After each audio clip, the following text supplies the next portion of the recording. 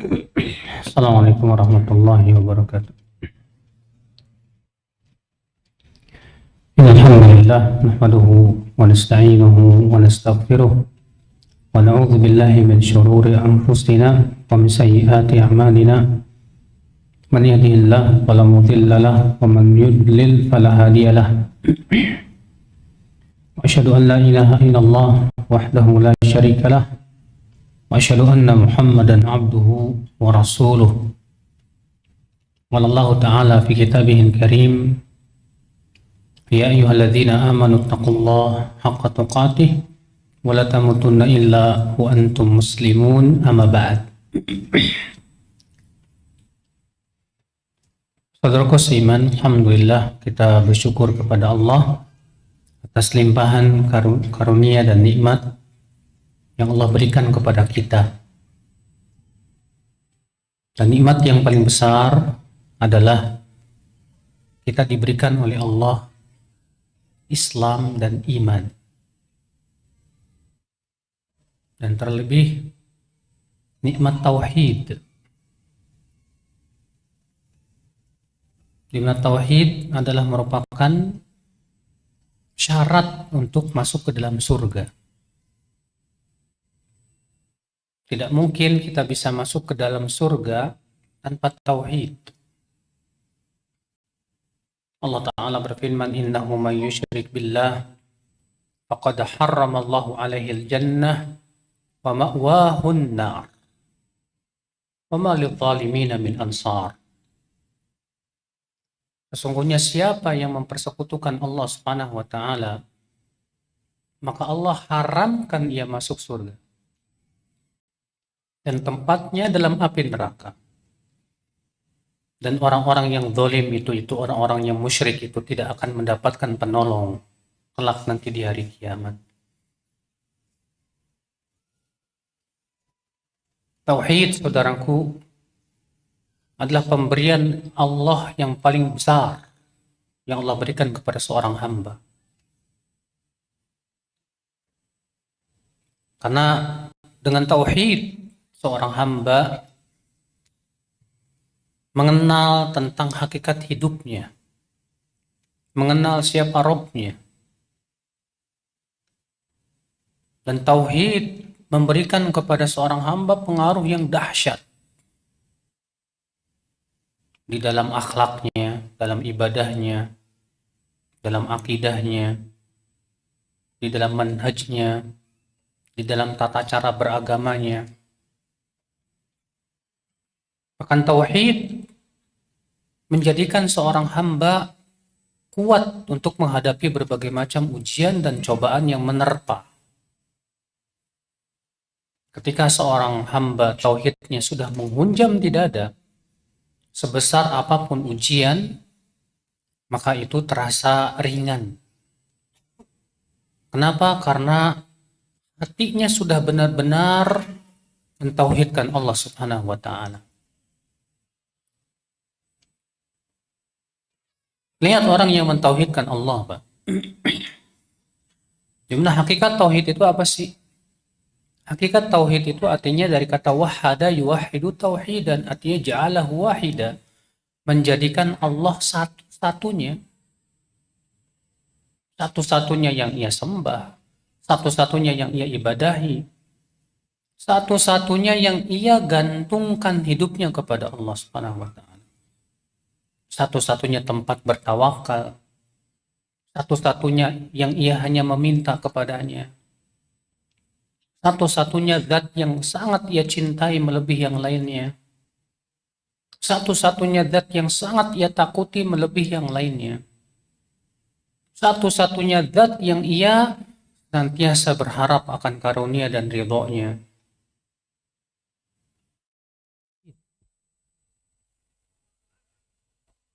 Sehingga ketika seorang hamba benar-benar merealisasikan tauhid,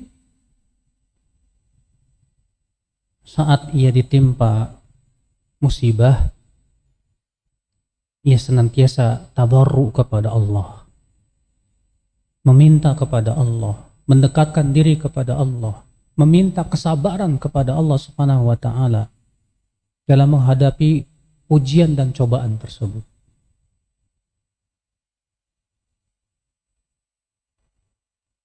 Sebaliknya orang yang tidak mentauhidkan Allah ya akhi, maka ia orang yang paling jauh dari Allah. Orang yang paling tidak paham tentang hakikat hidup, untuk apa ia hidup di dunia. Orang yang tidak mentauhidkan Allah bagaikan binatang ternak yang ia ikuti hawa nafsu dan syahwat saja. Orang yang tidak mentauhidkan Allah Azza wa Jalla ya akhal Islam, ya, kesabarannya sempit, dadanya sempit. Makanya Allah Subhanahu wa taala mengumpamakan orang yang berbuat syirik itu bagaikan orang yang naik ke langit, sempit dadanya itu. Allah berfirman, ya, di dalam surat apa namanya? Sebentar.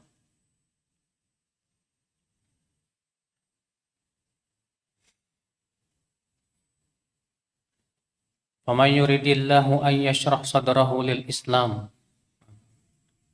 Apa namanya? Subhanallah, saya lupa. Sebentar.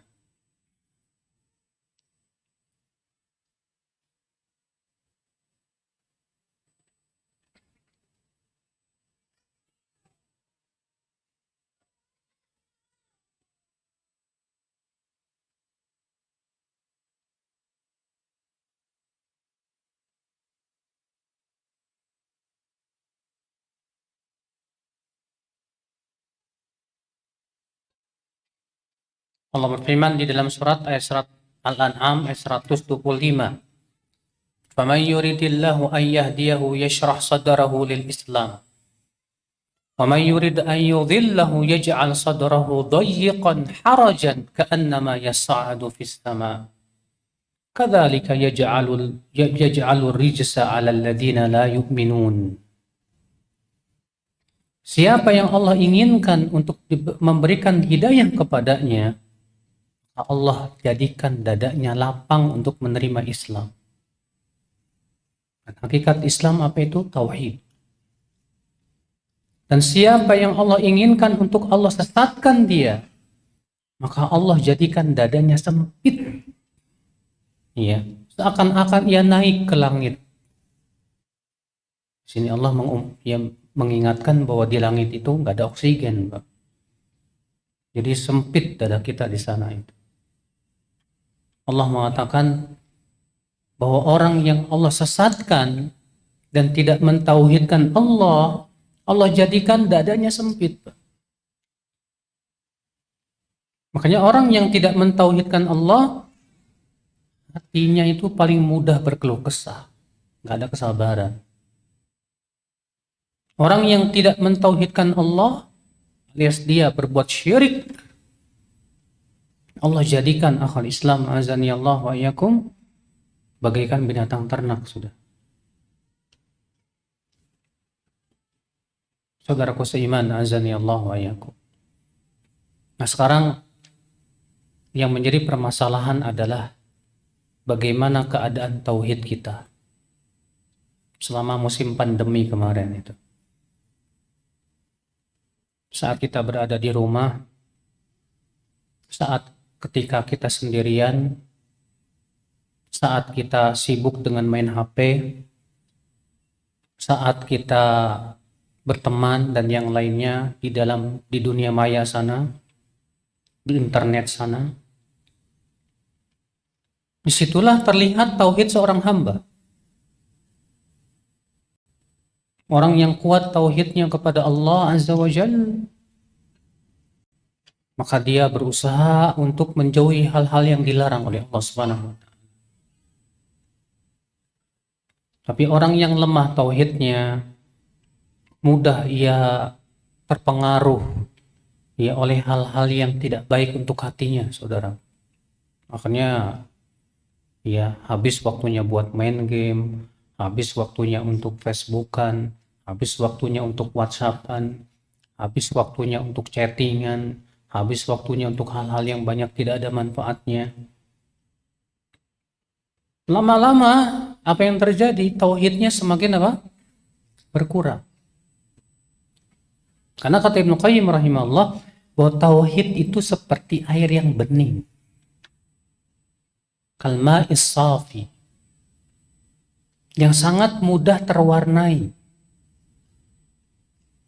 Antum lihat ya, air yang bening itu kalau antum masukkan tinta terwarnai tidak? Demikian pula tauhid bagaikan air yang bening, kata beliau. Dimasuki maksiat berkurang tauhidnya. Dimasuki berbagai macam kotoran-kotoran itu bisa berkurang kebeningan tauhidnya. Akibatnya apa yang terjadi? Ya, semakin lemah tauhid, semakin lemah pula untuk menggugurkan dosa-dosanya nanti pada hari kiamat. Bahkan semakin rusak tauhidnya, saudaraku, semakin pada waktu itu akan sangat mudah ia terjerumus kepada kesyirikan. Na'udzubillah, nasallallahu salamata wal afiyah. Saudaraku seiman, azani Allah wa iyyakum. Lalu bagaimana akhi menjaga tauhid kita? Ini permasalahan yang sangat penting sekali, urgen. Yaitu masalah menjaga kemurnian tauhid dalam hati kita. Menjaga tauhid di hati kita supaya benar-benar tauhid itu tidak hilang di hati kita. Sebab kalau kita misalnya tauhidnya berkurang terus berkurang, lalu kemudian kita mati ya akal Islam, ternyata kita mau wafatnya di atas kesyirikan, apa yang terjadi? Yang terjadi kita na'udzubillah kekal dalam api neraka. Supaya kita bisa mempertahankan tauhid kita, yang pertama itu kita senantiasa sering-sering mempelajari tentang hakikat tauhid. Ingat, tauhid itu bukan sebatas pelajaran, bro. Kalau antum belajar tauhid mungkin 2 tahun, 3 tahun, insya Allah bisa selesai. Antum belajar kitab Ushulul Tsalatsa, kitab Tauhid, ya, Kasyfus Syubuhat, ya, dan yang lainnya, mungkin dalam jangka 2 tahun selesai. Tapi masalahnya, kenapa kita ini dan para ulama, bahkan para asatidzah sering kali mengatakan tauhid, tauhid, tauhid, karena sebetulnya tauhid itu adalah aplikasi. Ada orang yang Masya Allah sudah belajar tauhid puluhan tahun, tapi aplikasinya masih sangat sulit sekali. Contoh saja misalnya, ya, dia sudah belajar tauhid, tauhid, tauhid, tauhid, tapi kemudian ketika Allah kasih ujian baru kelihatan tuh tawakalnya. Ternyata selama ini dia hanya sebatas pengetahuan saja. Diuji sama Allah Subhanahu wa taala, ternyata tawakalnya kurang. Tawakal kepada Allahnya kurang. Kurang sabaran dia dalam menghadapi ujian. Itu banyak saudaraku sekalian. Makanya di sini kita terus mempelajari tauhid itu dalam rangka apa? Karena supaya kita benar-benar aplikatif betul di dalam kehidupan kita. Terutama ketika kita sendirian.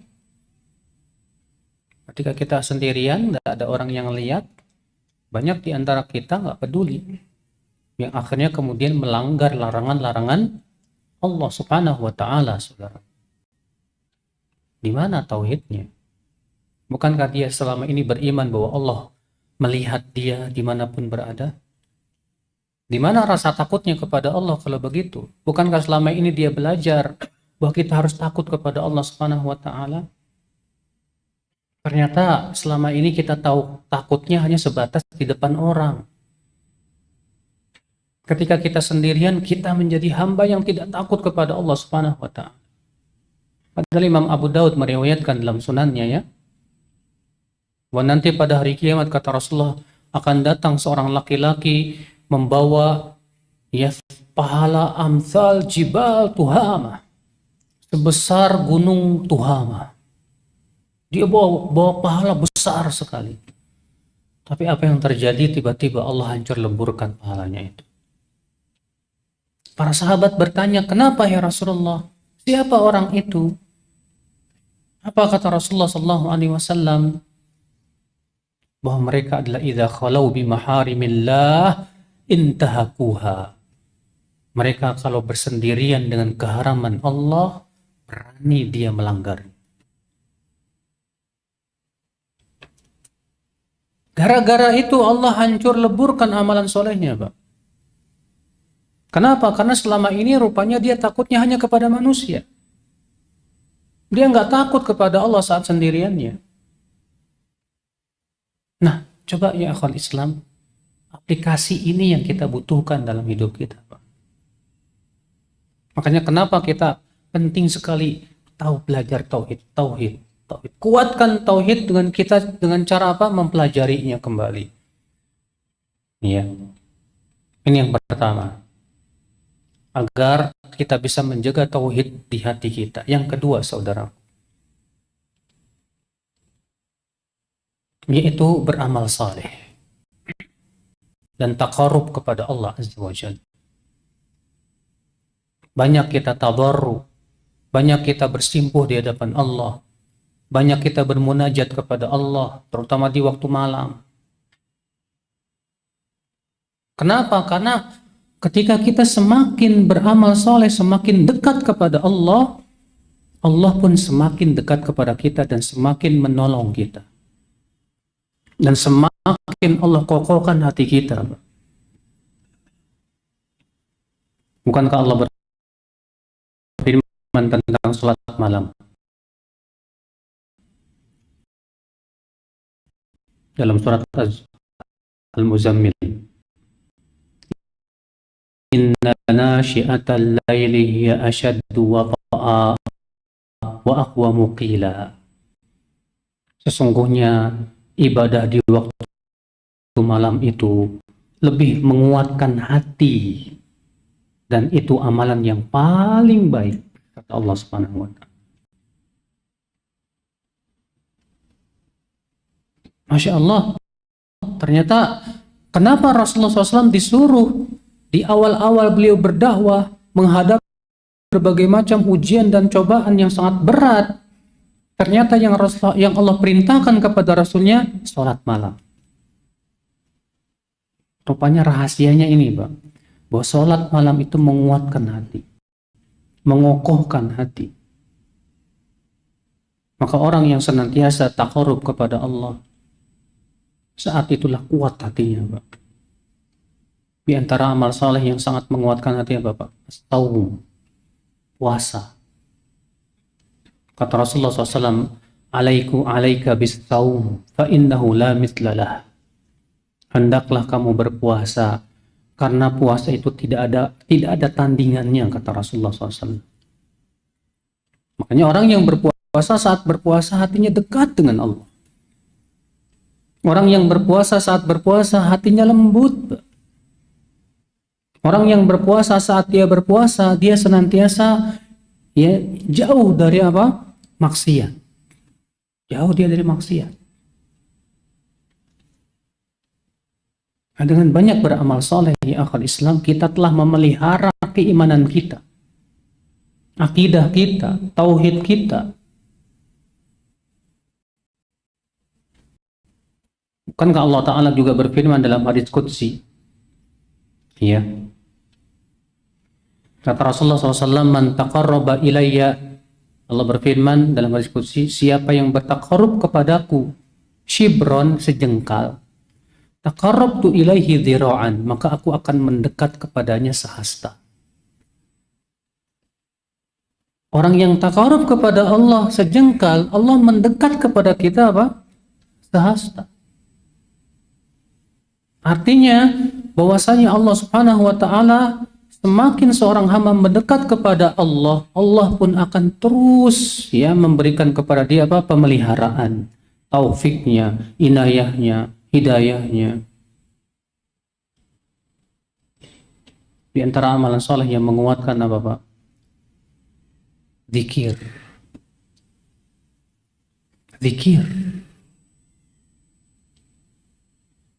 Allah Subhanahu wa Ta'ala berfirman apa? Fadhkuruni azkurkum.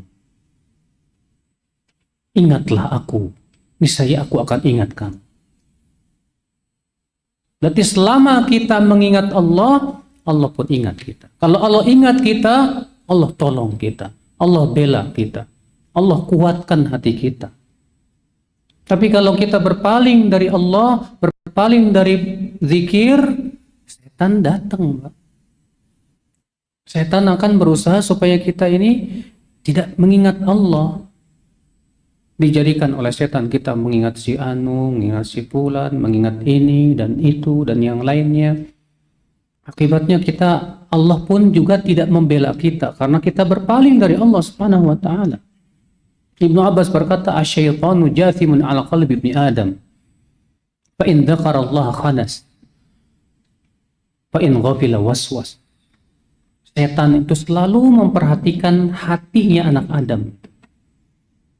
Kalau ia berzikir, maka setan pergi ketakutan. Ketika ia lalai, maka setan memberikan was-was kepada dia dalam pikirannya itu. Dan manfaat zikir itu luar biasa, Pak, untuk kehidupan kita. Allah berfirman, "Wala takunu kalladzina nasullah fa ansahum anfusahum." Jangan kalian seperti orang-orang yang melupakan Allah, maka Allah pun jadikan ia lupa kepada dirinya sendiri. Kata para ulama, orang yang lupa kepada Allah, dia akan lupa kepada maslahat dirinya.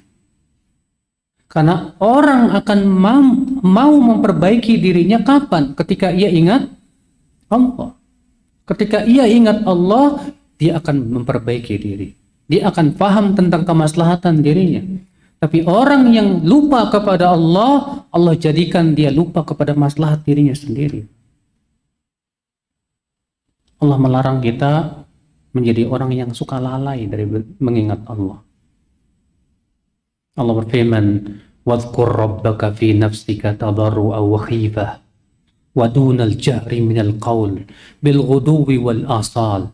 Wala takum minal ghafilin." Dalam surat Al-A'raf ayat 205. Dan ingatlah Rabbmu pada dirimu dengan penuh tadarru dan rasa takut dan suara yang tidak dikeraskan di waktu pagi dan petang. Dan jangan sekali-kali kamu menjadi orang yang lalai, kata Allah. Kenapa? Yaitu tadi, selama kita ingat Allah, Allah ingat kita. Selama itu pula Allah akan bantu kita. Makanya ketika Allah menyuruh Nabi Musa ya untuk mendakwahi Fir'aun. Ketika Allah menyuruh Nabi Musa untuk mendakwahi Fir'aun, Allah bekali apa, Pak? Bekali satu. Wala taniya fi dzikri. Jangan pernah kamu lelah untuk mengingat aku, hai Musa. Nabi Musa dibekali oleh Allah untuk mendakwahi Fir'aun supaya Allah bantu dia. Caranya apa? Allah mengatakan jangan kamu lalai dari mengingatku.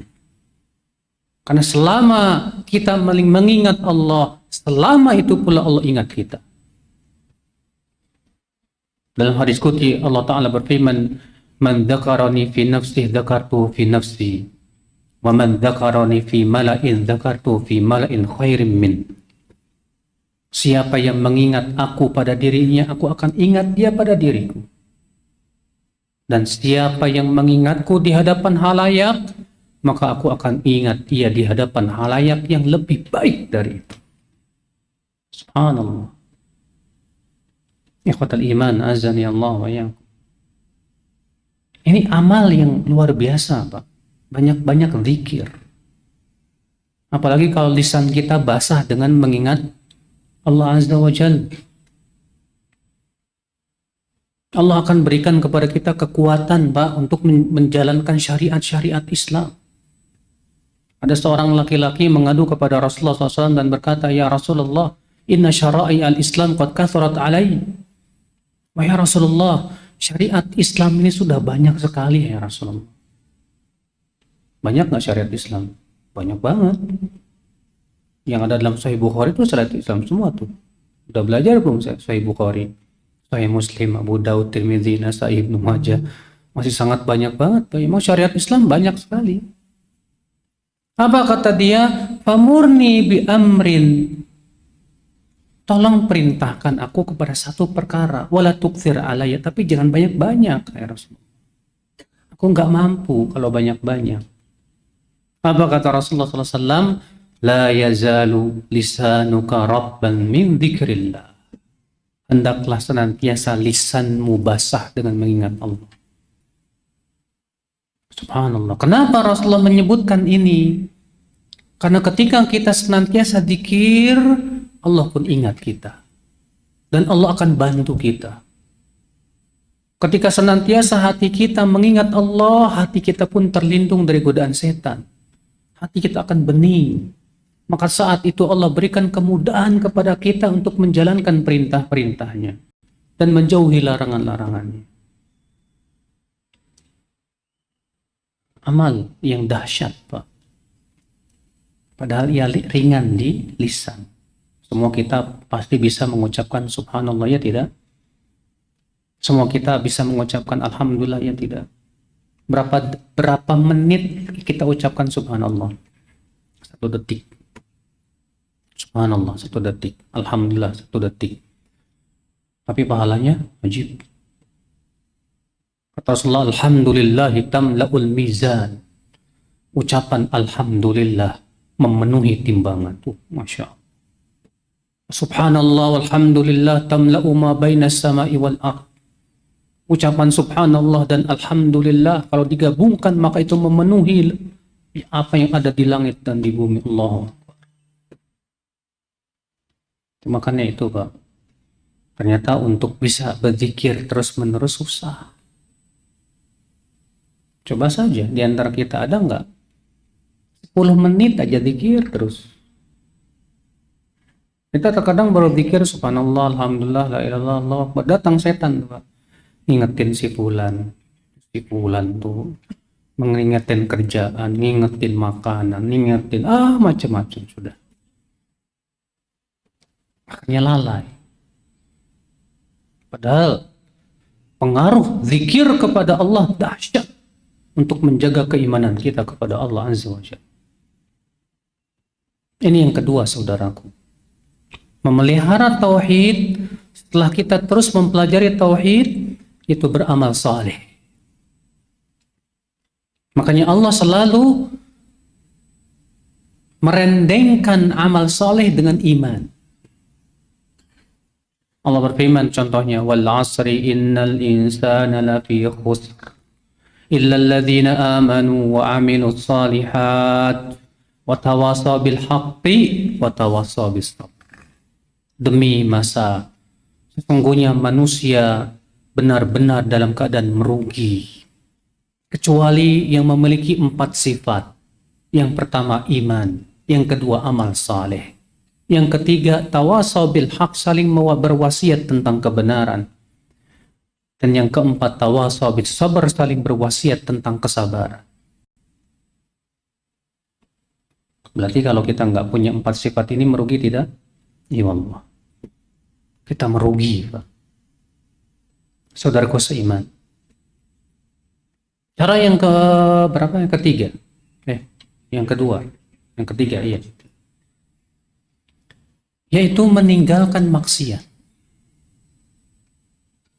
Karena maksiat itu merusak kebeningan tauhid.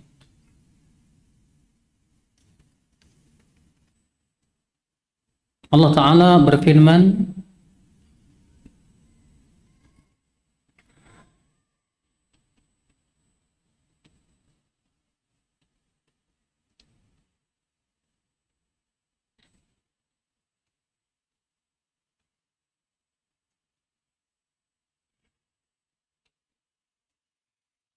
di dalam surat An-Nur ayat 63. Falyahdharil ladzina yukhalifuna an amrih an tusibahum fitnah aw yusibahum adzabun alim.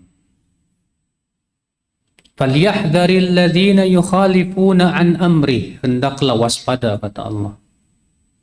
Hendaklah waspada orang-orang yang menyelisihi perintah Rasul untuk ditimpa fitnah atau ditimpa adab yang pedih. Apa kata Imam Ahmad? Atadruna mal fitnah? Tahukah kalian apa yang dimaksud dengan fitnah dalam ayat itu? Hiya syirk awal kufur, yaitu kesyirikan atau kekafiran. Seseorang menyelisih perintah Rasul, lalu Allah jadikan hatinya condong kepada kesyirikan atau kekafiran. Maka dari itu, ya akhi, ngeri. Di sini Allah mengancam orang yang menyelisih perintah Rasul dengan dua ancaman. Dua-duanya pahit. Apa kata Allah? "Falyahdharil ladzina yukhalifuna an amri an tusibahum fitnah aw yusibahum adzabun alim." Hendaklah waspada orang-orang yang menyelisihi perintah Rasul untuk ditimpa fitnah atau ditimpa azab yang pedih. Mau pilih yang mana? Mau pilih yang mana, Pak? Gak mau dua-duanya, khalas. Kalau nggak mau dua-duanya, berarti apa yang harus kita lakukan? Taati perintah Rasul. Jauhi maksiat. Jangan selisih perintah Rasul karena ngikutin hawa nafsu dan syahwat kita, saudara.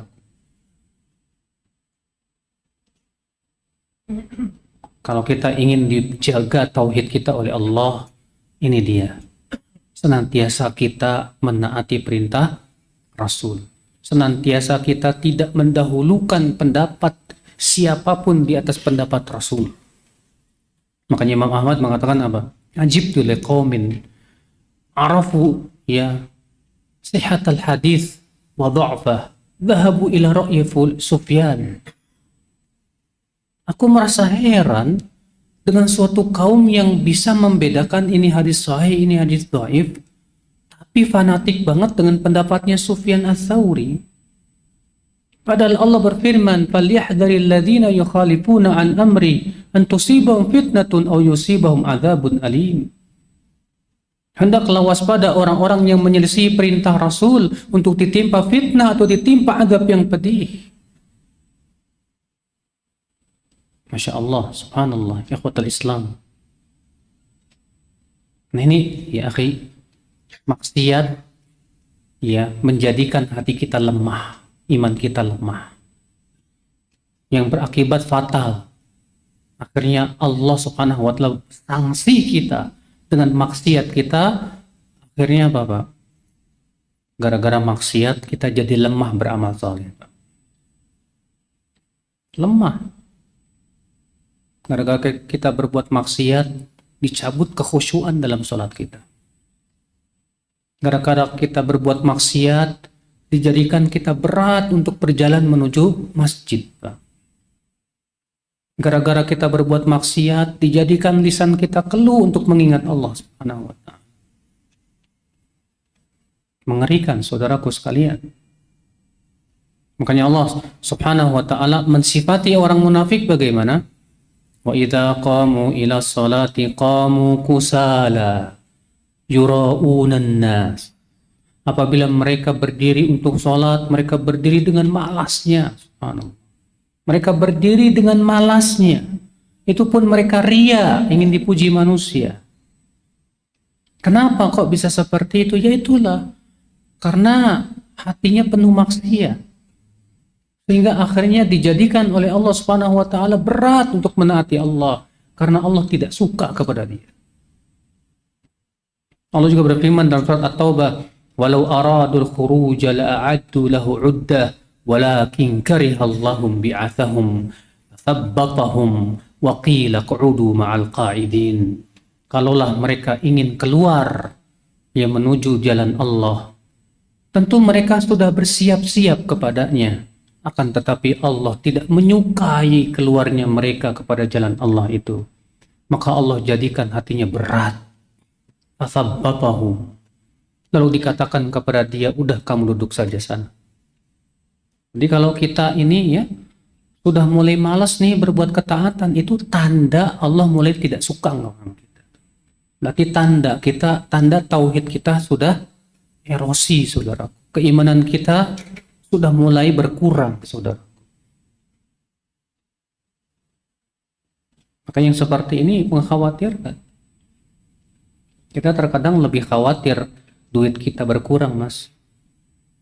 Tapi kita nggak khawatir iman kita berkurang. Ya, di masa pandemi pemasukan semakin berkurang, stres. Usaha semakin susah dan yang lainnya, banyak orang stres. Tapi nggak peduli dengan agama Allah Subhanahu wa taala. Nggak peduli dengan imannya. Imannya berkurang, imannya erosi, nggak peduli bagi dia. Wallahi itu saja sudah musibah besar ya. Seorang mukmin itu lebih memikirkan keselamatan agama dan imannya dibandingkan keselamatan dunianya, Pak. Karena mukmin itu yakin dia hidup di dunia tidak akan lama. Modal dia menuju kehidupan akhirat, kehidupan yang sangat panjang adalah keimanan dia dan agamanya. Makanya ketika Rasulullah menyebutkan tentang zaman fitnah dan bahwasanya fitnah itu akan datang bagaikan gelombang samudra yang silih berganti. Bagaimana Rasulullah menyipati seorang mukmin saat terjadi munculnya fitnah itu? Kata Rasulullah, taji'ul fitnah fayaqulul mu'min hadhihi muhlikati thumma tankashif. Datang fitnah, maka seorang mukmin berkata, ini yang akan membinasakan diriku. Maka ia lari. Kemudian pergilah fitnah tersebut. Lalu datang lagi fitnah yang lainnya. Si mukmin berkata lagi, ini yang akan membinasakan aku. Takut sekali mukmin itu agamanya rusak, Pak. Takut, makanya mukmin itu lari dari fitnah. Mukmin itu lari dari segala macam yang bisa merusak keimanannya, lari dia. Takut dia. Sampai-sampai Rasulullah menyebutkan dalam riwayat Bukhari, yushiku an yakuna khairu malil rajul qanamun yatba'u biha sya'afal jibal yafirru bidinihi minal fitan. Hampir-hampir kata Rasulullah, nanti di akhir zaman sebaik-baik harta yang dimiliki oleh seseorang itu kambing yang ia pelihara di puncak gunung atau di lembah-lembah. Ia lari membawa agamanya dari fitnah. Subhanallah. Karena bagi seorang mukmin, keimanan itu harga mati, Pak. Seorang mukmin menganggap iman itu adalah segala-galanya dia. Karena itulah perbekalannya menuju kehidupan akhirat. Nah, saudaraku seiman, azani Allah wa iyyakum. Nah, kalau kita berbuat maksiat, kita tidak peduli, kita mencampakkan diri kita kepada fitnah yang ada di zaman sekarang. Fitnah zaman sekarang kan luar biasa sekali. Fitnah syahwat. Siapapun antum yang main HP nggak lepas dari fitnah syahwat. Antum buka di YouTube sana banyak ya makhluk-makhluk halus itu bergentayangan tuh kan. Iya. Antum buka Instagram, antum bahkan kita yang mau dakwah di di Facebook itu nggak lepas dari debu-debu itu semua. Belum lagi untuk memelihara keikhlasan di situ, wah berat banget. Kalau yang like banyak, wah senang. Yang like dikit, sedih. Aduh, akhirnya terganggu keikhlasan kita itu. Susah. Iya. Fitnah, itulah fitnah. Fitnah HP ini fitnah yang paling dahsyat di zaman sekarang, Pak. Banyak di antara kita yang ternyata tidak selamat dari fitnah HP, Pak. Ini baru fitnah HP loh, Pak. Gimana fitnah Dajjal nih, Pak? Baru datang fitnah HP saja, ya. Datang dia si maya, dunia maya namanya juga ya. Ya. Merusak keimanan kita sudah. Mata kita udah jelalatan sudah. Ya. Rusak iman kita gara-gara itu. Waktu kita nggak berkah. Iya, nggak berkah waktu kita. Lebih banyak hal-hal yang sia-sianya. Bahkan mending kalau cuma sia-sia. Ini maksiat juga. Na'udzubillah. Sallallahu salamatu wal afiyah. Akhirnya keberkahan waktu kita dicabut oleh Allah Subhanahu wa taala. Dan terkadang kita tidak merasa.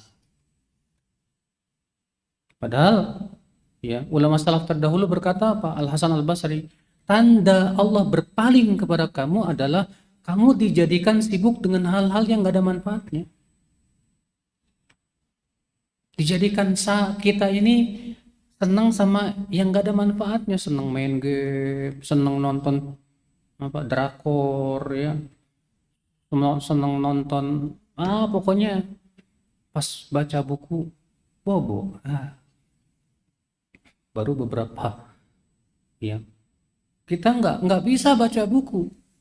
Kenapa? Karena kita sudah terbiasa dengan tontonan yang lebih mengasyikkan di hati kita, saudara. Boro-boro baca Quran sedikit aja, kayaknya udah banyak deh. Kan satu huruf sama dengan 10, dihitung sama dia. Lumayan, satu ayat ada 100 huruf. Kali 10 aja udah berapa itu? Udahlah, nggak apa-apa, nonton lagi. Allah musta'an. Ya akhal Islam.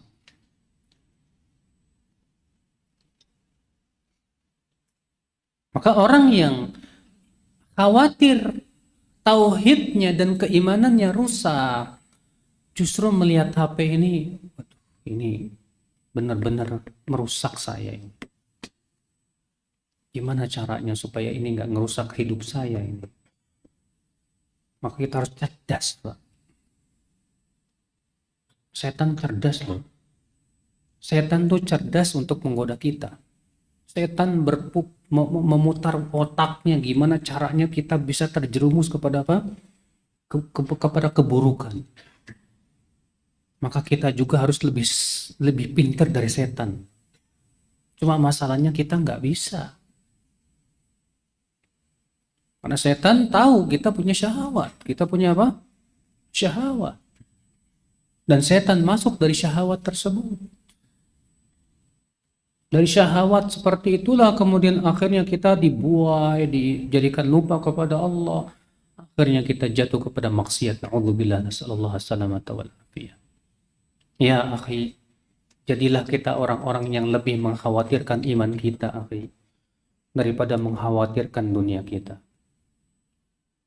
Jadilah kita hamba-hamba yang senantiasa memeriksa keimanannya. Setiap pagi bertanya, apa kabar iman saya pagi ini? Kok pagi ini semalam saya nggak tahajud, lebih senang tidur ngorok. Kok tadi saya nggak sholat subuh berjamaah? Kok hari ini saya sholat subuhnya telat? Pernah nggak kita senantiasa memikirkan seperti itu ya? Lalu kita memikirkan tentang kabar iman kita, kabar tauhid kita. Masya Allah ya, seorang hamba yang senantiasa mengkhawatirkan keimanannya itu, Masya Allah, subhanallah. Dia hidupnya selalu bersungguh-sungguh untuk memelihara keimanannya. Memang itu yang diperintahkan oleh Allah. Allah mengatakan, ya ayyuhalladzina amanu taqullaha haqqa tuqatih wa la tamutunna illa wa antum muslimun. Hai orang-orang yang beriman, bertakwalah kamu kepada Allah dengan sebenar-benarnya takwa. Maksudnya apa? Jaga tuh takwamu itu. Allah sudah berikan kepada kamu keimanan. Allah sudah berikan kepada kamu ketakwaan. Pelihara baik-baik. Jaga baik-baik. Dan jangan salahkan. Kalau ternyata kita sia-siakan, ternyata Allah ambil kembali keimanan itu dari hati kita ya. Mudah bagi Allah untuk mengambil kembali hidayah yang sudah Allah berikan kepada kita. Mudah bagi Allah. Iya, kemarin kita masih bisa menangis ketika baca Quran. Kemarin kita masih bisa tahajud. Kemarin kita masih, Masya Allah, banyak berzikir kepada Allah. Kok hari ini saya nggak bisa ya? Ada apa? Ada apa? Nah subhanallah, saudaraku seiman, azani Allah wa iyyakum. Nah ini yang ketiga. Yang keempat saudaraku, agar kita terpelihara tauhid kita, yaitu bertemanlah dengan teman-teman yang saleh, yang mentauhidkan Allah Azza wa Jalla, yang bertakwa kepada Allah, yang mengkhawatirkan agamanya. Dan jangan berteman dengan orang-orang yang tidak saleh, yang tidak mengkhawatirkan keimanannya. Kalau dia saja tidak mengkhawatirkan keimanannya, gimana mau mengkhawatirkan keimanan kamu?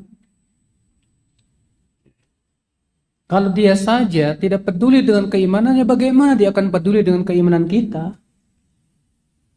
Abadan. Wallahi Pak, kita ini manusia tidak lepas dari yang namanya teman.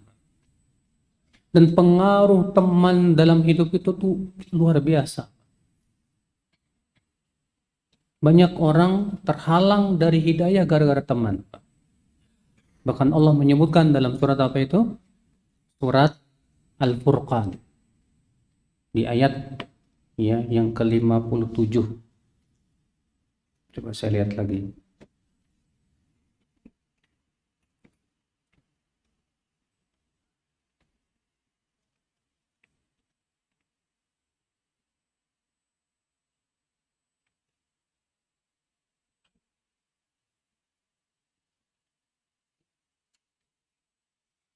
Allah berfirman dalam surat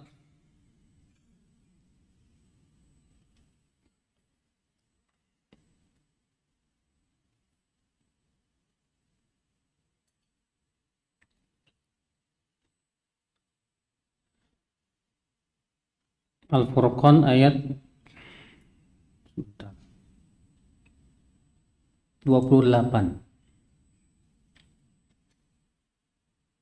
Qala ya wailata laitani lam attakhidh fulanan khalila. Penduduk api neraka ini berkata, aduh andaikan aku tidak menjadikan si fulan sebagai teman akrab. Nyesal. Ya wailata laitani lam attakhidh fulanan khalila. Laqad adallani 'anidz dzikri ba'da idz ja'ani. Sungguh ia telah menyesatkan aku setelah datangnya peringatan kepadaku. Nyesalnya di neraka. Kalau nyesalnya di dunia masih mending. Nyesalnya di neraka, Pak. Baru menyesal saat itu. Bahkan dalam surat yang lainnya dia berkata, ya laita baini wa bainaka bu'dal masyriqaini fa bi'sal qarin. Andaikan aku dan kamu sejauh timur dan barat, kamu itu seburuk-buruk teman. Nyesal saat itu. Allah berfirman, wala yanfa'akumul yaum idh zalamtum anfusakum. Penyesalan kamu sudah tidak ada manfaatnya di hari ini, karena kalian dahulu kamu sendiri berbuat zalim. Sudah diingatkan, jangan berteman sama teman-teman yang buruk. Berteman dengan teman yang saleh, yang bisa memperbaiki keimanan kamu. Jangan punya prinsip, saya pengen jadi pemuda gaul, saya nggak mau eksklusif. Ya akhi, nggak ada dalilnya dalam Al-Quran dan hadis kita harus gaul sama semua orang, nggak ada. Yang ada dalam Al-Quran kita disuruh cari dan pilih teman. Rasulullah SAW sabda apa? Al-mar'u ala dini khalili. Seseorang itu di atas agama temannya. Falyanzur ahadukum man yukhalil. Hendaklah seseorang melihat dengan siapa dia berteman. Pilih sama Rasul. Rasul mengatakan, hendaklah kamu lihat dengan siapa dia berteman. Nanti perintah Rasul apa? Pilah dan pilih. Biarin orang menyebut kita eksklusif, nggak masalah. Yang penting agama kita selamat, Pak. Wallahi, keselamatan agama itu segala-galanya, saudaraku. Nggak bisa dibandingkan dengan apapun juga. Nah, saudaraku seiman, azani Allah wa yakum. Ini yang keempat. agar terpelihara tauhid dan keimanan kita, penting kita punya teman-teman yang saleh. Mungkin ada yang bertanya, Ustadz, teman yang saleh itu kayak gimana sih? Teman yang saleh itu adalah teman yang kita senantiasa kalau kumpul sama mereka mengingatkan kita kepada Allah. Kalau kumpul bersama mereka membuat kita kuat lagi istiqamah. Adapun kalau kita berkumpul dengan teman-teman yang diingat cuma dunia saja, menjadikan kita malah cinta dunia, ini bukan teman saleh ya. Ini namanya para pecinta dunia semua itu. Iya. Ikhwatal Islam, cuma masalahnya apa? Ternyata kitanya sendiri malas gitu loh. Kalau berteman sama dia mah ngomongnya tentang Al-Quran, hadis, jadi so alim banget kayaknya. Ternyata kitanya yang nggak mau masalahnya, Pak. Kitanya yang ingin berteman dengan yang sesuai dengan selera kita, dan ternyata kita lebih maunya kepada dunia. Allah musta'an. Kalau dahulu ya, kata Ibnu Qudamah, dahulu salaf terdahulu, teman yang paling mereka cintai adalah yang mengingatkan kelalaian mereka. Ibnu Qudamah menyebutkan itu dalam kitab Mukhtasar Minhajul Qasidin. Teman yang paling mereka cintai dahulu, jadi kalangan salaf terdahulu siapa? Itu teman yang mengingatkan kelalaian mereka. Sedangkan sekarang, kata Ibnu Qudamah, teman yang paling kita tidak sukai yang kayak gitu, yang ngingetin kesalahan kita. Wadzalika min dha'fil iman, kata beliau, itu tanda kelemahan iman kita.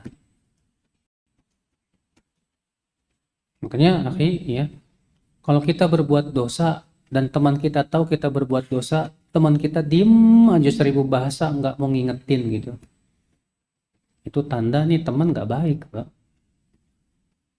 Tapi kalau teman kita mengingatkan dengan baik-baik, akhi, afwan, tahu saya ini nggak boleh, dosa dan yang lainnya. Mungkin ya, akhi tahu sendiri kan bahwa itu nggak boleh. Cuma masalahnya kitanya nggak mau diingetin.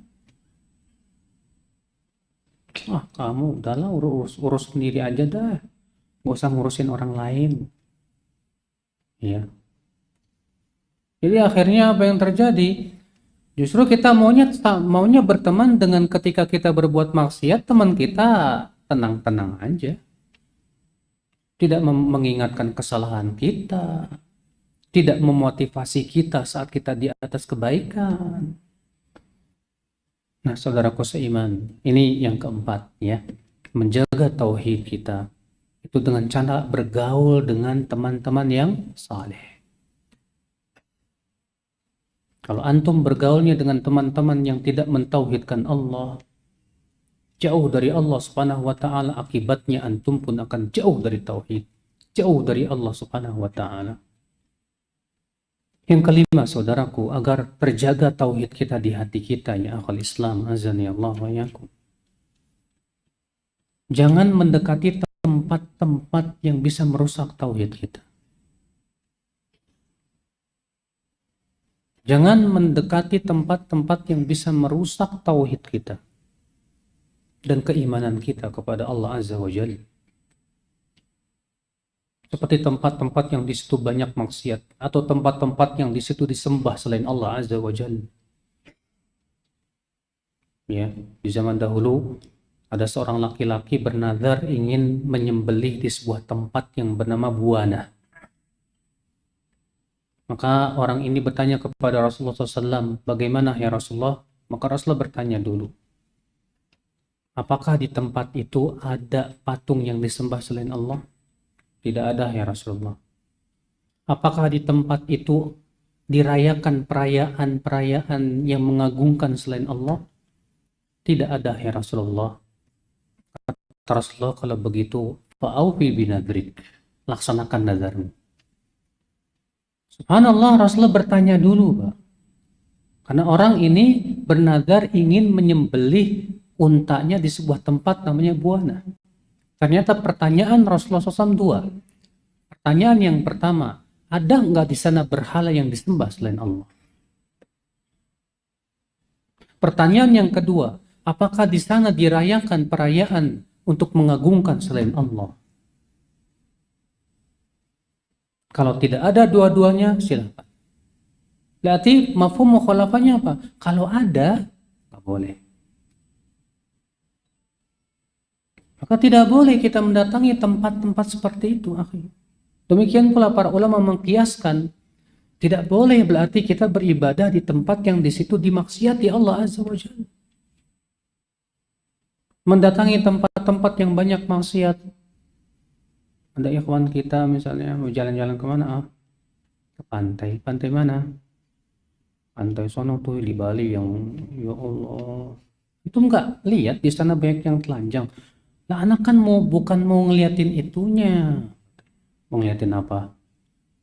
Anak cuma mau menikmati keindahannya. Lah emang mata ente nggak bisa ngelihat apa itu?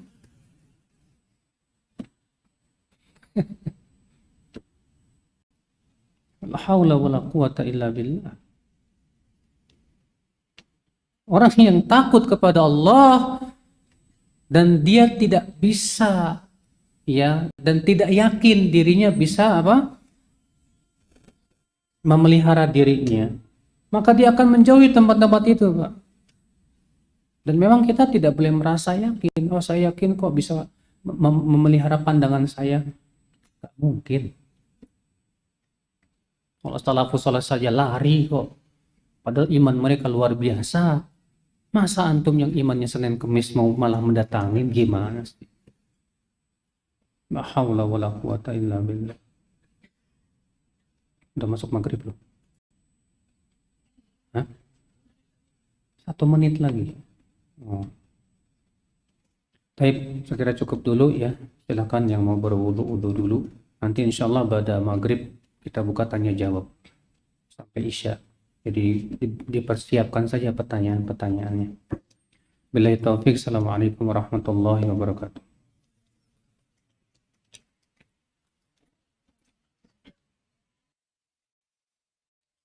Alhamdulillah, salatu wassalamu ala rasulillah, nabiyina Muhammadin wa alihi wa sahbihi wa man wala.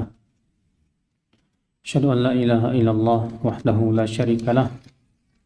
Asyhadu anna Muhammadan abduhu wa rasuluh.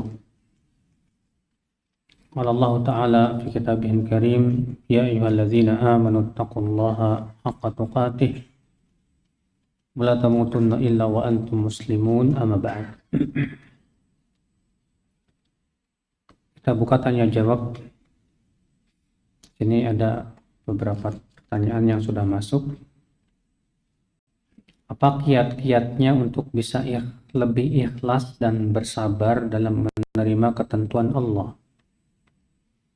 dan tidak selalu menyalahkan orang lain dalam setiap kejadian atau ketentuan yang kita alami?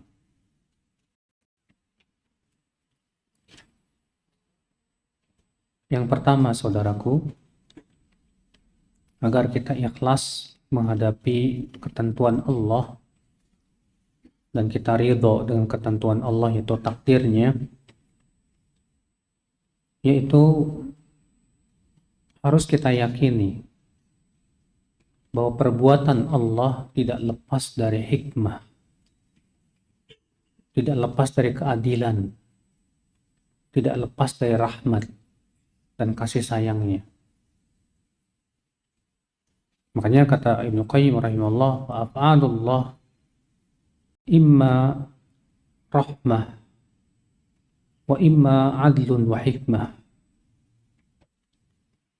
Perbuatan-perbuatan Allah tidak lepas dari yang pertama rahmat Allah, kasih sayangnya.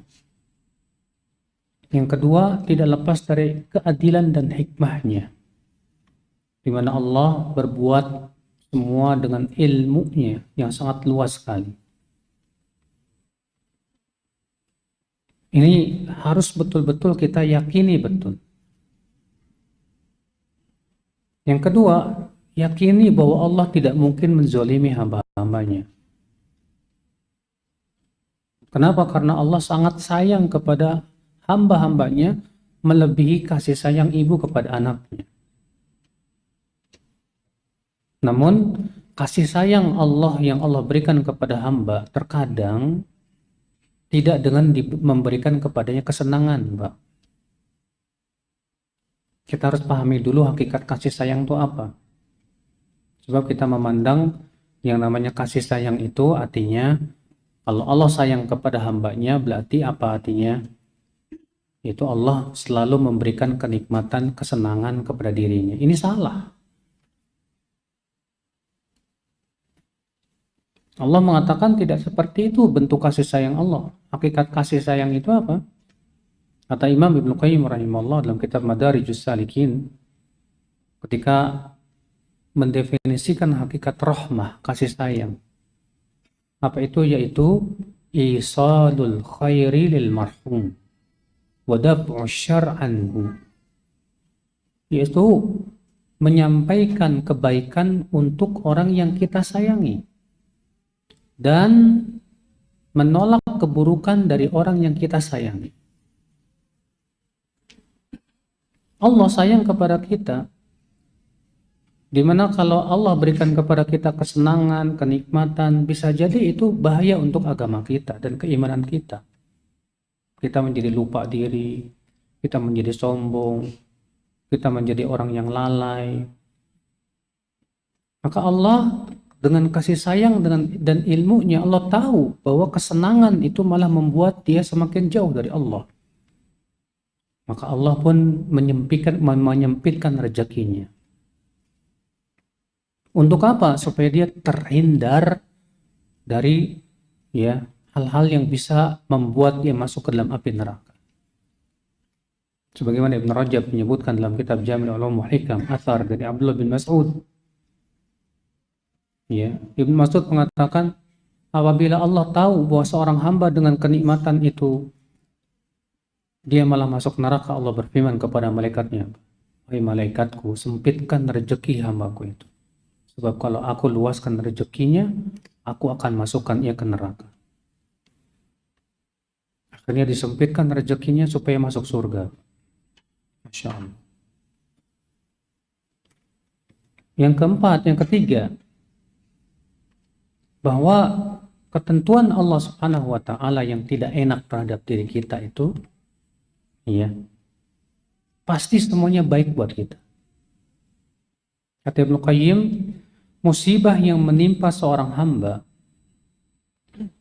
bisa jadi itu adalah sebagai persiapan yang Allah ingin berikan padanya sesuatu yang lebih baik dari itu.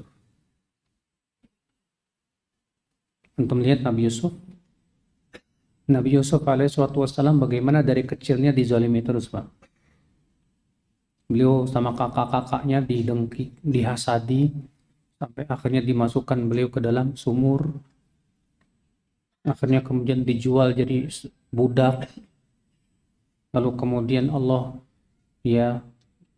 muliakan dengan dia dibeli sama Aziz, pembesar Mesir. Setelah dia menjadi seorang pemuda yang ganteng, ternyata ujian berat dari para wanita datang, ujian syahwat ini, Masya Allah. Dan ternyata Nabi Yusuf sabar, ternyata konsekuensinya beliau harus dipenjara dalam tanah. Beberapa tahun beliau dipenjara dalam tanah. Ujian bertubi-tubi. Rupanya itu semuanya, ujian-ujian yang berat itu sebagai persiapan Allah ingin memberikan sesuatu yang mulia. Setelah beliau dipenjara beberapa tahun lamanya, beliau pun kemudian diangkat menjadi bendaharawan negara, menjadi orang yang mulia, orang yang berpangkat dan yang lainnya. Nah itu terkadang kata Ibnu Qayyim, musibah yang menimpa kita itu sebagai persiapan untuk kita, Allah ingin berikan yang lebih baik dari itu. Supaya ketika diberikan oleh Allah kesenangan, kita jadi orang yang tidak lupa kepada Allah Subhanahu wa Ta'ala. Setelah kita merasakan berbagai macam musibah yang menimpa kita. Supaya ketika Allah berikan kepada kita kesenangan, kita menjadi orang yang tidak sombong. Kita tetap tawadhu. Atau yang kedua, kata Ibnu Qayyim apa? Musibah yang menimpa kita itu agar Allah hindarkan kita dengan musibah itu dari musibah lain yang lebih berat. Dari musibah lain yang apa? Yang lebih berat. Allah berikan kepada kita kesempitan rezeki.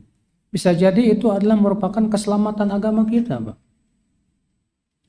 Dibandingkan kemudian kita diberikan keluasan rezeki, akhirnya kita lalai, akhirnya kita suka berbuat maksiat, kita jauh dari Allah Subhanahu wa taala. Ini kan musibah. Ya.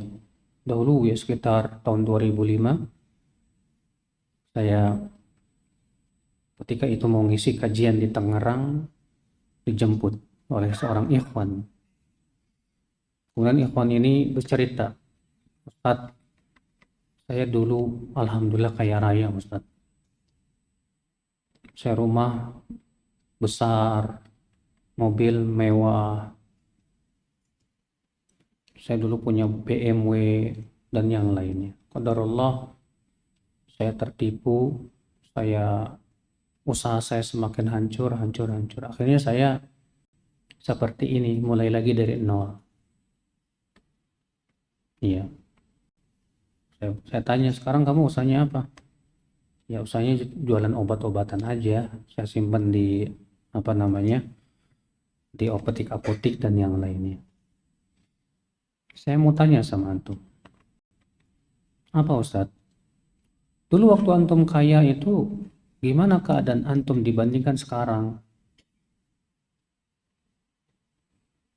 Dia bilang, dulu waktu saya kaya, sholat aja sering lupa.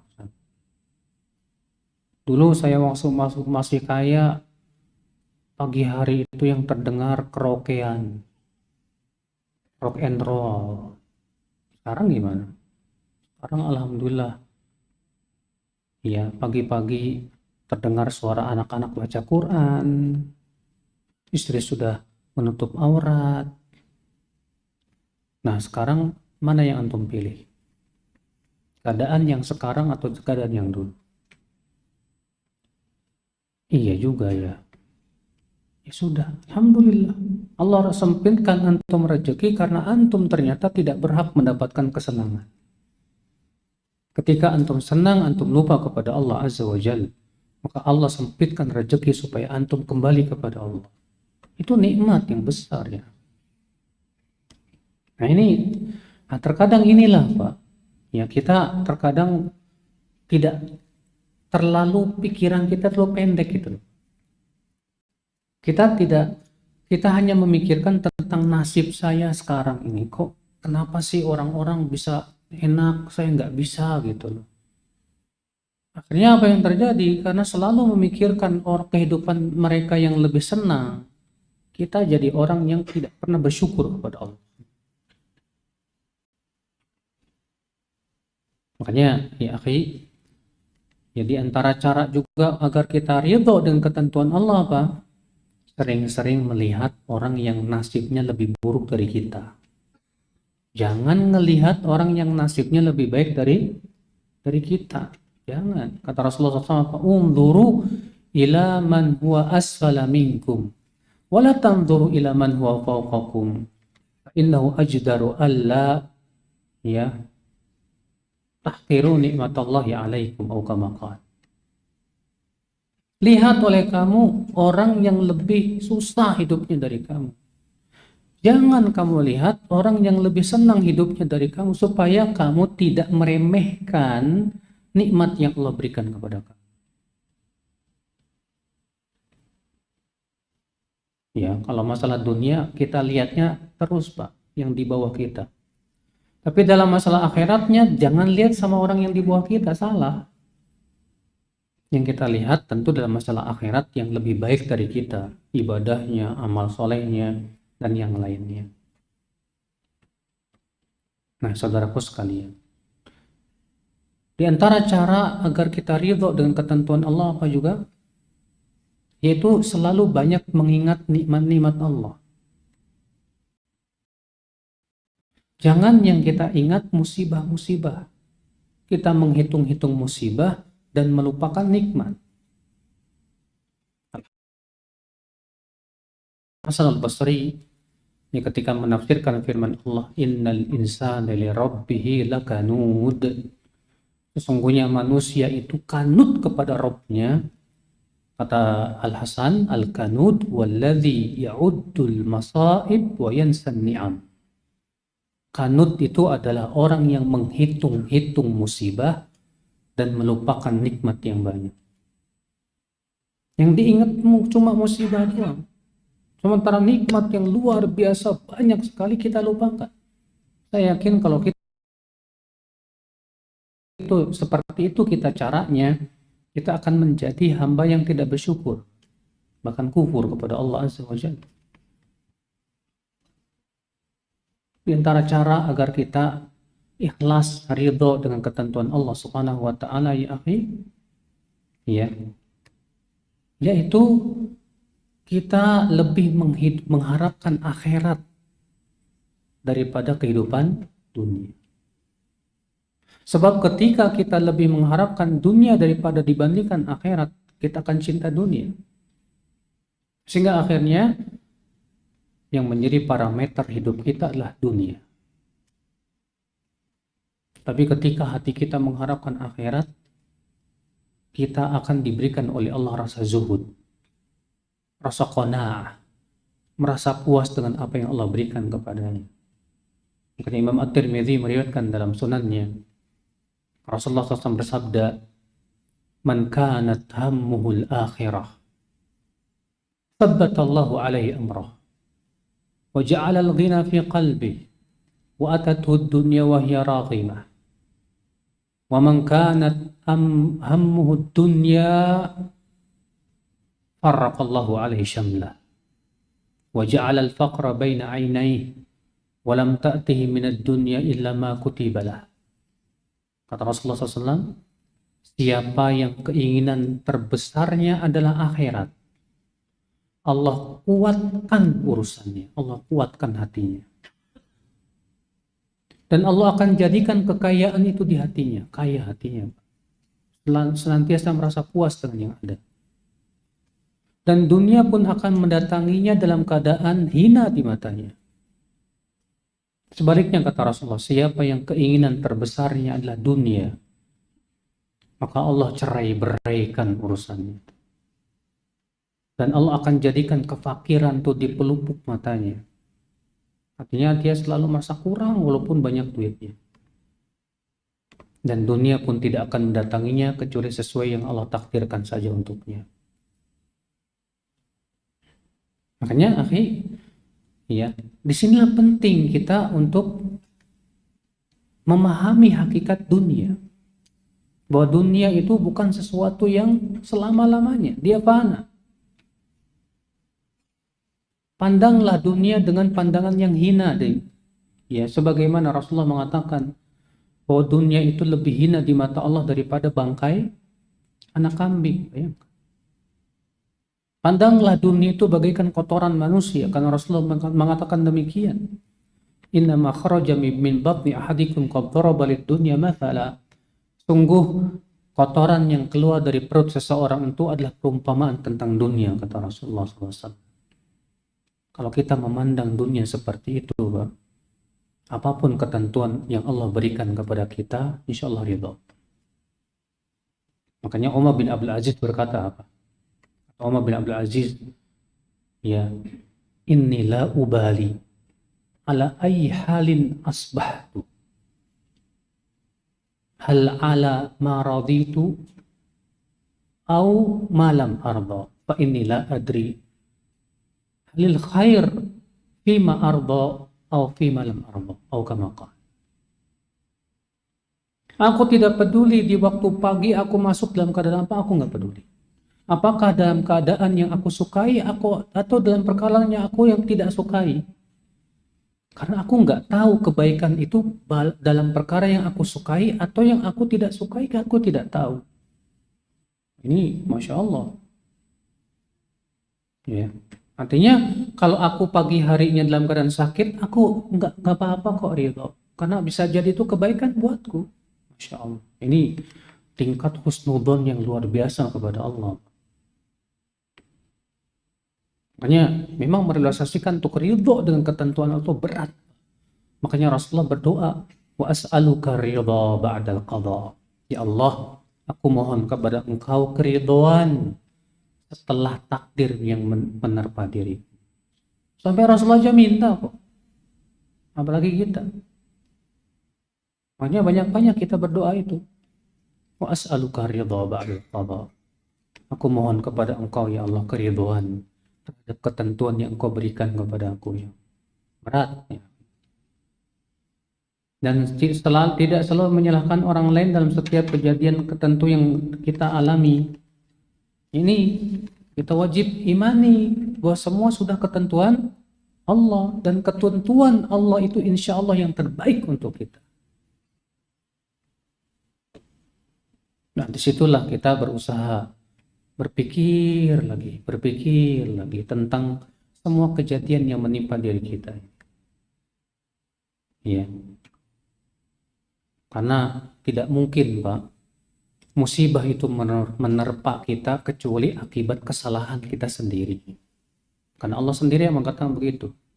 Wa asaba min musibatin fabima kasabat aydikum wa ya'fu an katsir. Tidak ada satupun musibah yang menimpa kecuali itu semua akibat perbuatan kamu juga. Dan Allah memaafkan banyak dosa-dosa.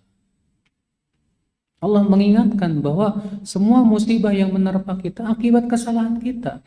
Maka yang paling berhak untuk kita salahkan diri kita, bukan orang lain. Nah, disinilah akal Islam, ya, seorang hamba yang dia ridho dengan ketentuan Allah, lalu ia berusaha memperbaiki dirinya, istighfar dan mohon kepada Allah kesabaran. Itu berarti tanda hamba ini diberikan taufik oleh Allah Subhanahu wa taala. Pertanyaan berikutnya, ana masih sering terkena was-was terutama pada saat ingin beristinja. Ana sering menggunakan air yang lebih ketika membersihkan kotoran. Apakah dalam beristinja ada batas minimal 3 kali atau 5 kali, Ustaz? Tidak ada batasan, yang terpenting antum sudah dugaan kuat udah bersih. Ya. Dan jangan sampai terkena was-was, kayaknya masih ada. Para ulama mengatakan bahwa kalau qadarullah tersisa sedikit kotoran, itu dimaafkan.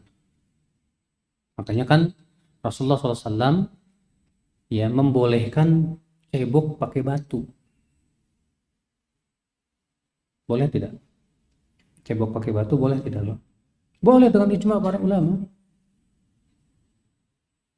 Namun batasannya kalau untuk batu, kata Rasulullah SAW, tidak boleh kurang dari 3 batu.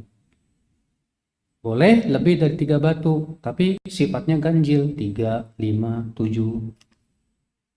Dan yang namanya cebok pakai batu tidak mungkin sebersih pakai air. Sehingga kata para ulama bahwa kalau kita cebok pakai batu, kemudian masih tersisa kotoran yang ada di situ, dimaafkan. Karena kaidah mengatakan al-masyaqqah tajlibut taisir, sesuatu yang sulit mendatangkan kemudahannya gimana? Adapun antum kemudian tersiksa oleh was-was, akhirnya cebok sampai berjam-jam. Ada orang di kamar mandi lama banget. Padahal kalau kita baca kitab-kitab fikih, hukumnya makruh berlama-lamaan di kamar mandi itu. Makruh hukumnya.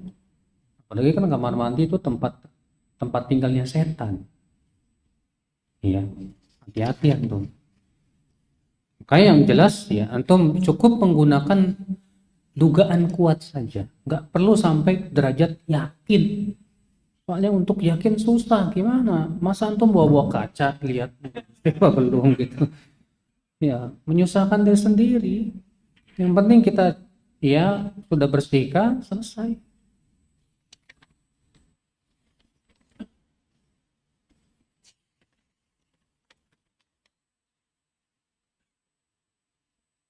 Pertanyaan selanjutnya, bagaimana apabila ada seseorang yang memiliki keyakinan kepada Allah sangat kuat, namun akhlak dalam kehidupan sehari-harinya belum mencerminkan tauhidnya, seperti emosian, suudzon sama orang, nggak sabaran.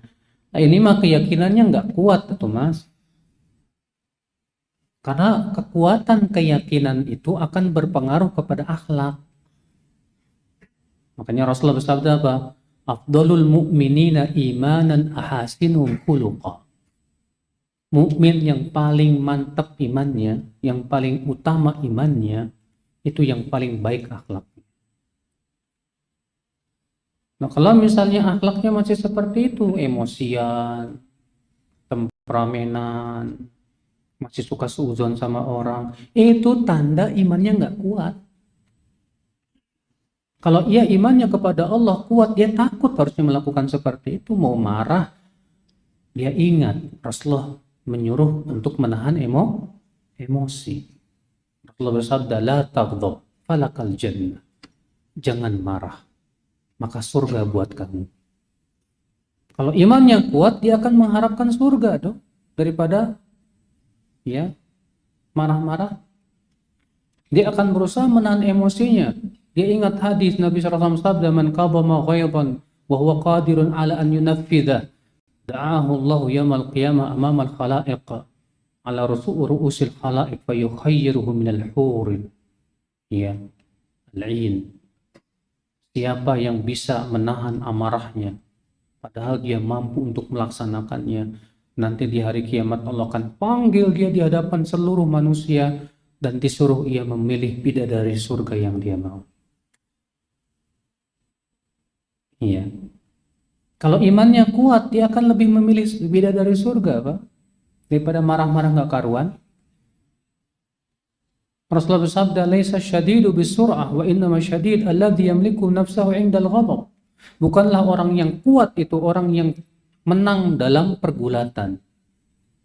Tapi orang yang kuat itu, kata Rasulullah SAW, orang yang mampu menahan amarahnya. Jadi dia selama ini lemah, nggak kuat. Iya. Nah, saudaraku sekalian, azani Allah wa iyyakum. Jadi ya, orang seperti ini saya katakan belum kuat keyakinannya kepada Allah. Sebab kalau kuat keimanannya kepada Allah, tentu dia akan memperbaiki akhlaknya.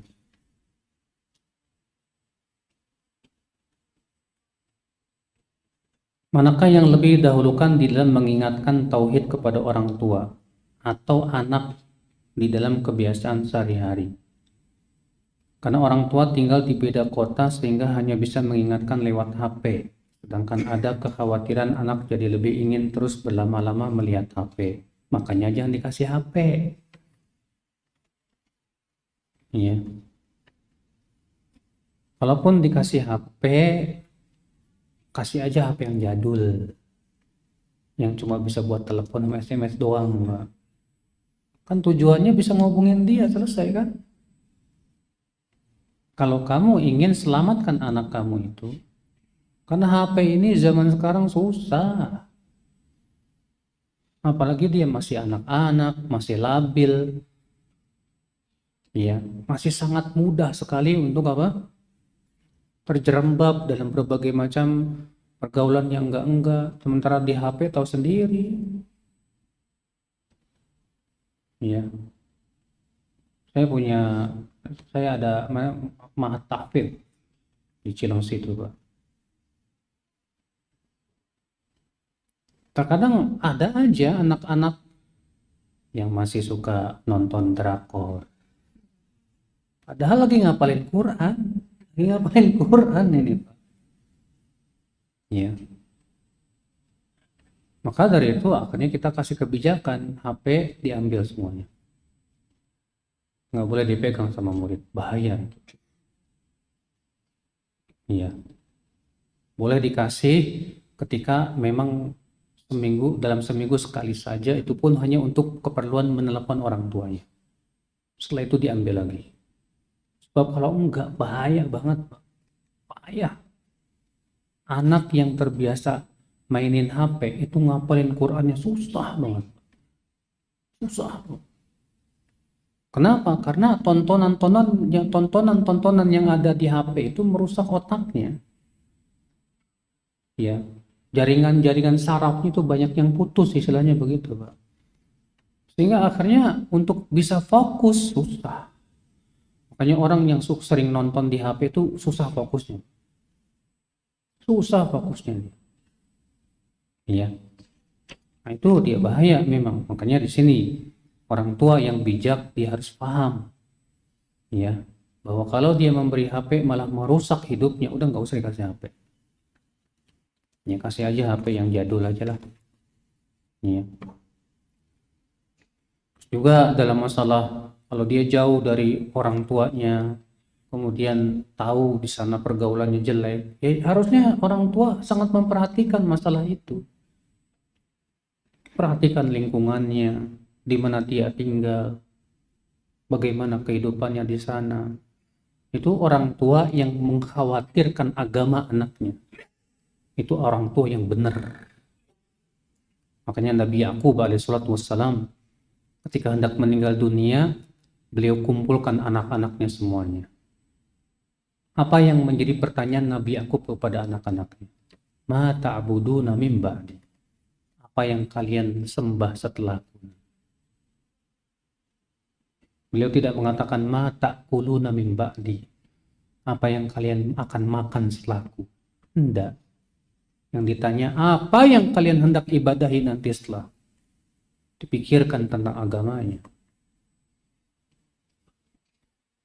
Bagaimana menanggapi orang yang selalu bilang diri kita merasa paling benar karena bermanhaj salaf? Kalau ada orang berkata begitu, kamu itu merasa paling benar, ya, karena kamu mengikuti manhaj salaf. Tanya ke dia, menurut kamu salaf itu apa sih? Salaf itu kan sahabat, tabi'in, tabi'in.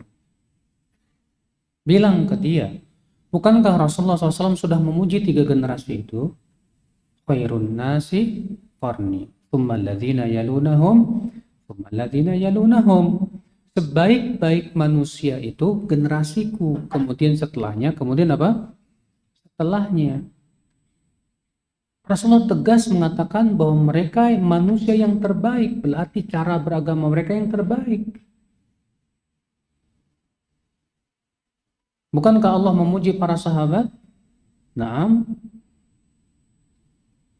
Maka dari itu, ya, adakah manhaj yang lebih baik dari mereka? Tidak ada. Makanya Rasulullah SAW yang mengumpamakan para sahabat bagaikan bintang di langit. Apa kata Rasulullah SAW? An-nujumu amanatun lis-sama. Fa idza dhahabatin nujum atatis sama ma tu'ad. Langit, bintang adalah keamanan untuk langit. Apabila bintang pergi, akan datang kepada langit apa yang Allah telah janjikan kepadanya, itu kiamat. Wa ana amanatun li ashabi. Fa idza dhahabtu ana ata ashabi ma yu'adun. Dan aku adalah keamanan untuk para sahabat. Dan apabila aku telah pergi, akan datang kepada para sahabatku apa yang dijanjikan kepada mereka, berupa fitnah, peperangan, dan yang lain. Wa ashabi amanatun li ummati. Fa idza dhahaba ashabi ata ummati ma tu'ad. Dan para sahabatku adalah keamanan untuk umatku. Apabila para sahabatku pergi, akan datang kepada umatku apa yang dijanjikan kepada mereka. Berarti, Pak, para sahabat itu keamanan buat kita semua. Artinya, selama kita berpegang kepada manhaj dan cara beragamanya mereka, aman. Tapi selama kita berpaling dari cara agamanya mereka, nggak aman kita. Yes, orang seperti ini harus dipahamkan dulu, Pak, tentang apa sih salaf itu. Kita ini kalau kita mendengar kata salaf, jangan yang kita pikiran Ustadz Anu, Ustadz Fulan, Ustadz Anu, bukan. Salaf itu generasi yang paling utama. Adapun kita ini sebatas berusaha untuk menapaki jejak kaki mereka. Dan kita tidak pernah mengklaim bahwa kita ini sudah seperti mereka, enggak. Kita tidak pernah mengklaim bahwa iman kita sudah seperti iman mereka, tidak. Kita masih banyak kekurangan sana sini. Namun kita berusaha menapaki jejak kaki mereka, mengikuti akidah mereka, ibadah mereka, muamalah mereka. Maka adakah jalan yang lebih baik dan paling benar dari jalannya para sahabat? Tidak ada. Karena itu nas langsung dari Al-Quran dan hadis Nabi Sallallahu Alaihi Wasallam.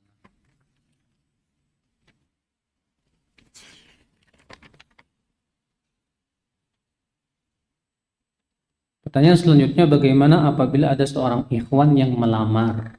Ikhwan tersebut rajin ibadah dan masih saudara, di mana jika saya menikah dengan dia akan semakin mendekatkan ikatan keluarga kami. Tapi ikhwan tersebut masih suka melakukan bid'ah.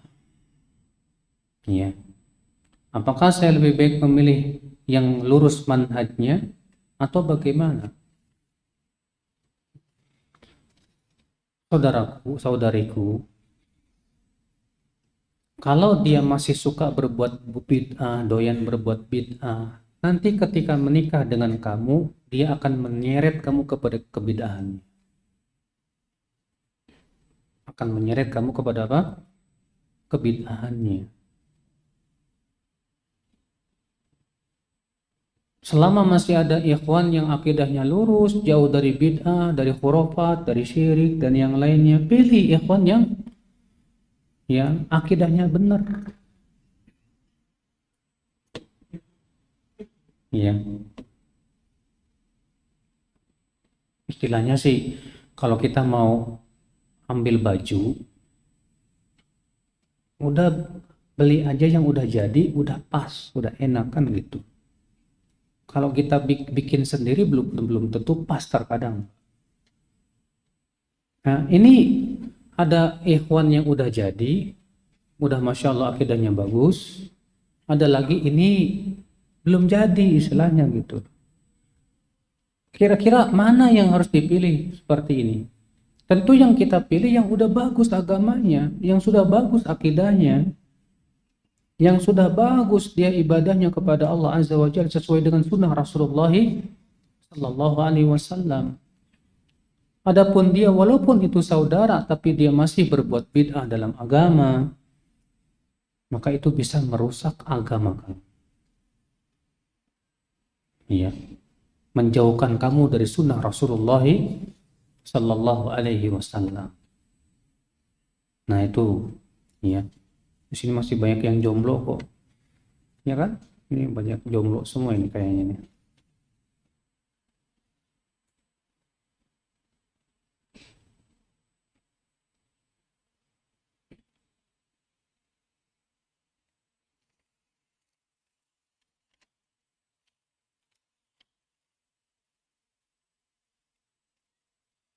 Apakah kalau dalam keseharian sibuk dalam mencari rezeki dan mengurus rumah dan keluarga, dalam mencari akhiratnya sampai terbengkalai karena sudah kacau,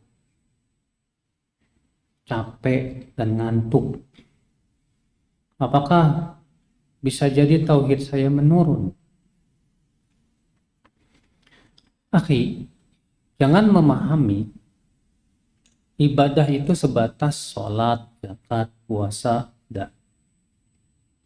Ibadah itu luas, saudara. Apa kata Syekhul Islam tentang makna ibadah? Ismun jami'un likulli ma yuhibbuhullah wa yardah minal aqwali wal af'ali al-zahirah wal batinah. Ibadah adalah nama yang mencakup semua yang Allah cintai dan ridhoi, berupa perkataan dan ucapan, perbuatan yang tampak maupun yang tersembunyi. Sekarang mencari nafkah dicintai oleh Allah nggak, Pak? Dicintai oleh Allah.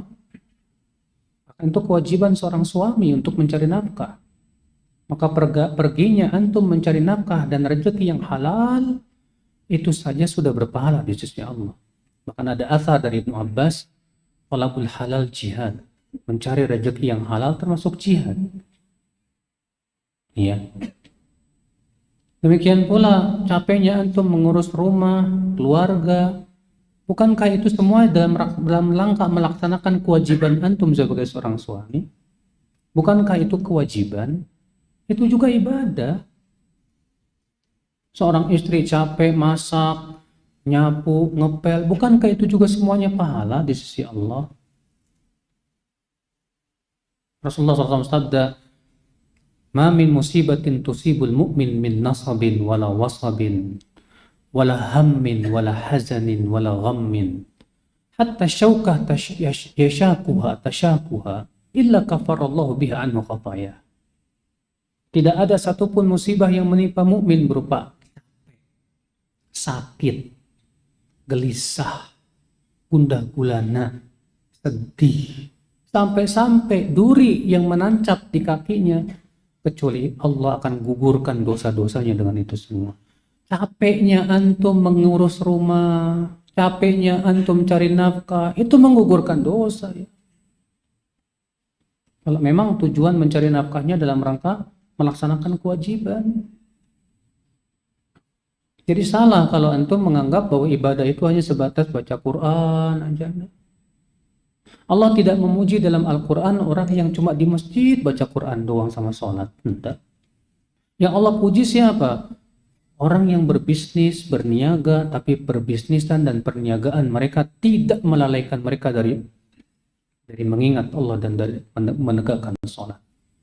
Allah berfirman, "Rijalun la tulhihim tijarah wala bay'un an dzikrillahi wa iqamis shalah." Mereka adalah, Allah memuji para sahabat, lihat. Mereka adalah para lelaki yang perniagaan dan jual beli tidak membuat mereka lalai dari mengingat Allah dan menegakkan sholat. Tuh lihat, Allah puji orang yang cari duit, orang cari nafkah, tapi dia tetap tidak lalai dari mengingat Allah, tidak lalai dari menegakkan sholat. Itu yang dipuji oleh Allah. Jadi jangan salah kaprah ya dalam memahami apa? Hakikat ibadah itu. Ada saatnya kita bermunajat berdua-duaan dengan Allah di waktu malam. Ada saatnya kita harus bersama anak istri kita, mengajarkan mereka. Ada saatnya kita harus cari nafkah. Pernah Salman Al-Farisi, mengunjungi rumah Abu Dzar Al-Ghifari. Ketemu istrinya dalam keadaan istrinya itu udah kumuh dah. Kata Salman, "Kemana suamimu?" Kata istrinya, "Suamiku itu nggak butuh wanita, nggak butuh dunia." Paham Salman. Akhirnya minta izinlah Salman Al-Farisi untuk nginap di rumah. Rupanya Abu Dzar itu Pak, kalau malam sholat semalam suntuk, kalau siang puasa, setiap hari begitu. Setiap hari puasa dan setiap malam tak pernah tidur, hanya untuk sholat saja. Jadi istrinya dicuekin Pak. Akhirnya Salman minta izin untuk nginap di rumah Abu Dzar. Ketika Abu Dzar mau bangun sholat ditahan masan, tidur, karena memang ini ya Abu Dzar kan harus menghormati tamu kan, tidurlah dia. Pas mau bangun lagi ditarik lagi bersama Salman, tidur ente, tidur. Pas sepertiga malam baru Salman berkata, "Nah sekarang kita sholat." Ketika Abu Dzar mau puasa, jangan puasa. Iya. Kemudian setelah 3 hari, Salman berkata kepada Abu Dzar, "Inna li rabbika 'alaika haqqa. Ya, wa li zawjika 'alaika haqqa, wa li nafsika 'alaika haqqa, fa'ati kulla dhi haqqin haqqa."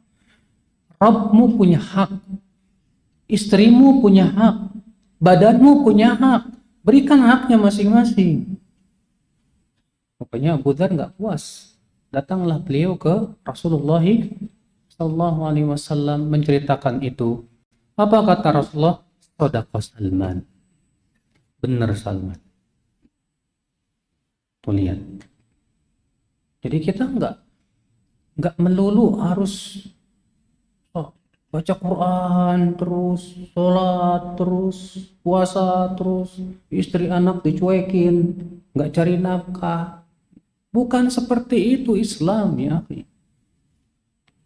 Ya, bukan seperti itu yang diajarkan oleh Rasulullah Sallallahu Alaihi Wasallam. Ya.